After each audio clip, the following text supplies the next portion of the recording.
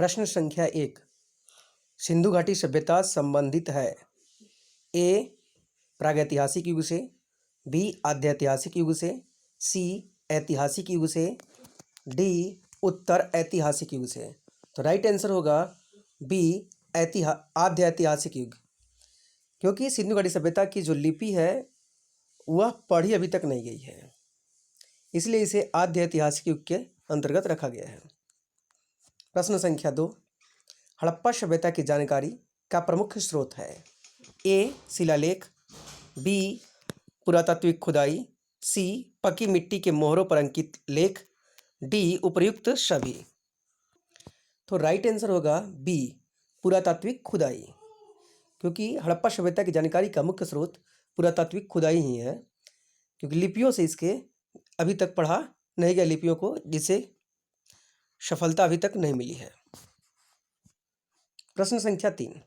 हड़प्पा सभ्यता की खोज किस वर्ष हुई थी ए 1935, बी 1942, सी 1901, डी 1921। तो राइट आंसर होगा डी 1921। 1921 में हड़प्पा की खोज हुई थी, वहीं 1922 में मोहनजोदड़ो की खोज हुई थी। प्रश्न संख्या 4। सिंधु घाटी सभ्यता को आर्यों से पूर्व रखे जाने का महत्वपूर्ण कारक है, यानी किस कारण से सिंधु घाटी सभ्यता को आर्यों की सभ्यता अर्थात वैदिक सभ्यता से पहले रखा गया है। ऑप्शन ए लिपि नगर, ऑप्शन बी नगर नियोजन, ऑप्शन सी मृदभांड और ऑप्शन डी तांबा। तो राइट आंसर हो जाएगा मृदभांड। मृदभांड के आधार पर सिंधु घाटी सभ्यता को आर्यों की सभ्यता से पहले रखा गया है। प्रश्न संख्या 5। हड़प्पा सभ्यता किस युग की थी ए नवपाषाण युग, बी कांस्य युग, सी पाषाण युग, डी पूरा पाषाण युग। तो राइट आंसर होगा कांस्य युग बी। हड़प्पा सभ्यता को कांस्य युगीन सभ्यता भी कहा जाता है, क्योंकि इसमें तांबे और टीन के मिश्रण से कांस्य के बने धातुओं का प्रयोग सबसे ज़्यादा देखने को मिला है। नेक्स्ट प्रश्न नंबर 6। हड़प्पा का उत्खनन करने वाला प्रथम पुरातत्वविद जो इसके महत्व को समझ नहीं पाया था A sir John Marshall, B Alexander Cunningham, C Wheeler, D George F Dales. तो राइट आंसर होगा अलेक्जेंडर कनिंघम। अलेक्जेंडर कनिंघम इसके महत्व को पहले समझ नहीं पाए थे। प्रश्न संख्या 7। सिंधु घाटी सभ्यता निम्नलिखित में से किस सभ्यता के समकालीन नहीं थी ए मिस्र की सभ्यता, बी मेसोपोटामिया की सभ्यता, सी ग्रीक की सभ्यता और डी चीन की सभ्यता। तो राइट आंसर सी हो जाएगा ग्रीक की सभ्यता। प्रश्न संख्या 8।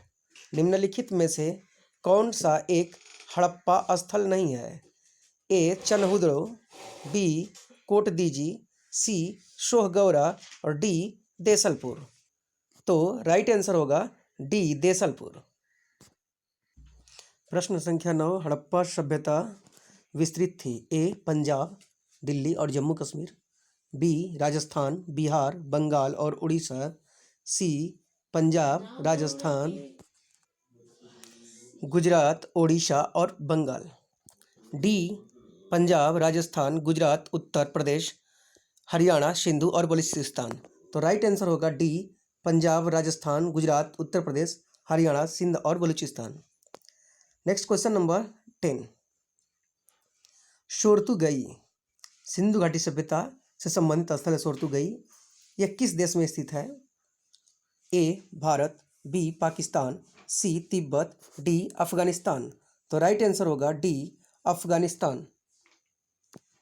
प्रश्न संख्या 11। मोहनजोदड़ो का अर्थ है ए मृतकों का टीला, बी महानगर, सी काले रंग की चूड़ियाँ, डी उपर्युक्त में से कोई नहीं। तो राइट आंसर होगा ए मृतकों का टीला, क्योंकि मोहनजोदड़ो को मृतकों का टीला, सिंधु का बाग इत्यादि कहा जाता है। प्रश्न संख्या 12। मोहनजोदड़ो निम्नलिखित में से कहाँ स्थित है ए भारत के गुजरात, बी भारत के पंजाब, सी पाकिस्तान के सिंध और डी अफगानिस्तान में। तो राइट आंसर होगा सी पाकिस्तान के सिंध में, सिंधु नदी के तट पर स्थित है। प्रश्न संख्या 13, मोहनजोदड़ो का सबसे बड़ा भवन कौन सा है? ए विशाल स्नानागार, बी अन्नागार, सी सभा भवन, डी 2 मंजिला भवन। तो राइट आंसर होगा बी अन्नागार। प्रश्न संख्या 14, निम्न में कौन सा सिंधु घाटी सभ्यता से संबंधित स्थल सिंधु नदी के किनारे स्थित है? ए मोहनजोदड़ो, बी लोथल, सी कालीबंगा, डी हड़प्पा। तो राइट आंसर होगा ए मोहनजोदड़ो। मोहनजोदड़ो जो है सिंधु नदी के किनारे स्थित है, जबकि लोथल भोगवा नदी के संगम पर स्थित, साबरमती और भोगवा के संगम पर स्थित है। कालीबंगा घग्गर नदी के तट पर स्थित है। हड़प्पा रावी नदी के तट पर स्थित है। प्रश्न संख्या 15, कोट दीजिए निम्न में से किस हड़प्पाई स्थल के समीप है? ए मोहनजोदड़ो, बी कालीबंगा, सी लोथल, डी हड़प्पा। तो राइट आंसर होगा ए मोहनजोदड़ो। प्रश्न संख्या 16, सिंधु घाटी सभ्यता में कालीबंगा निम्नलिखित में से किसके लिए प्रसिद्ध है? ए बंदरगाह, बी कपास की खेती, सी मिट्टी के पात्र, डी कटौती की चट्टान कटौती की वास्तुकला। तो राइट आंसर हो जाएगा मिट्टी के पात्र। मिट्टी के पात्र के लिए सिंधु कालीन स्थल हड़प्पा और कालीबंगा जाना जाता है। प्रश्न संख्या 17, धौलावीरा किस राज्य में स्थित है? ए राजस्थान, बी पंजाब, सी गुजरात और डी हरियाणा। तो राइट आंसर होगा सी गुजरात। धौलावीरा जो है गुजरात में स्थित है। धौलावीरा का अर्थ होता है सफेद कुआं।